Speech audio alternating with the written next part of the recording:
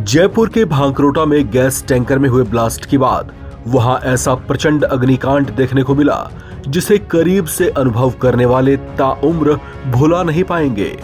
इस अग्निकांड में 13 लोग जलकर स्वाहा हो गए। बड़ी संख्या में ऐसे लोग भी हैं जो अस्पताल में जिंदगी और मौत की लड़ाई लड़ रहे हैं।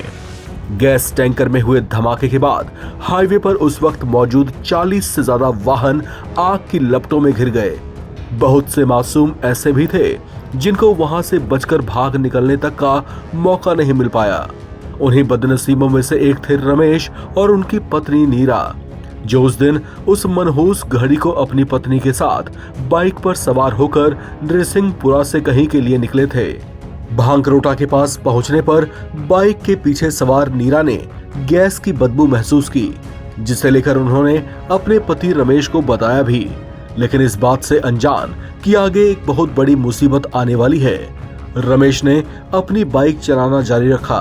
तभी रमेश की बाइक में कुछ खराबी आ गई और उसकी बाइक बंद पड़ गई। उन्होंने अपनी बाइक को किनारे लगाया और थोड़े प्रयास के बाद जैसे ही उनकी बाइक स्टार्ट हुई, वे पत्नी नीरा के साथ फिर से आगे बढ़ निकले। अभी वे कुछ ही मीटर गए थे कि एक जोरदार धमाके के साथ वे आग की तेज लपटों में घिर गए। हर तरफ आग ही आग थी। उनका बदन जल रहा था और वे बदहवासी के आलम में यहाँ वहां दौड़ते जा रहे थे। वे वहां से भाग निकलने में कामयाब तो रहे, लेकिन तब तक उनके कपड़ों ने आग पकड़ ली थी। किसी तरह खुद को संभालने के बाद उन्होंने फौरन अपने दोस्त मुकेश सैनी और उनकी पत्नी शिल्पा सैनी को फोन पर बताया। मुकेश ने बताया कि रमेश ने रोते हुए उनके मोबाइल पर कॉल करके कहा था कि तुरंत आ जाओ, आग में झुलस गए हैं, हम मर जाएंगे। मुकेश ने बताया कि ये बात सुनते ही उनके पैरों तले जमीन खिसक गई।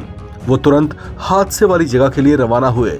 वहां पहुंचकर उन्होंने जितना सोचा था उससे भी भयानक नजारा देखा। हर तरफ लपटें उठ रही थीं।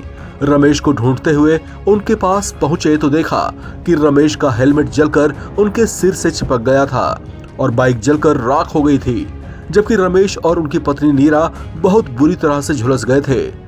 गंभीर हालत में वे दोनों करीब 1 किलोमीटर पैदल चले थे। उसके बाद मुकेश ने उन्हें गाड़ी से एक प्राइवेट हॉस्पिटल तक पहुंचाया। वहां से उन्हें एसएमएस हॉस्पिटल के लिए रेफर कर दिया गया। चौंकाने वाली बात यह रही कि उस दिन 50% तक जली अवस्था में जाम और डाइवर्जन के कारण उन्हें हॉस्पिटल तक पहुंचने में लगभग 2.5 घंटे का समय लग गया। वे वहां से बच तो निकले, लेकिन उस मंजर को याद कर वे अभी भी सिहर उठते हैं।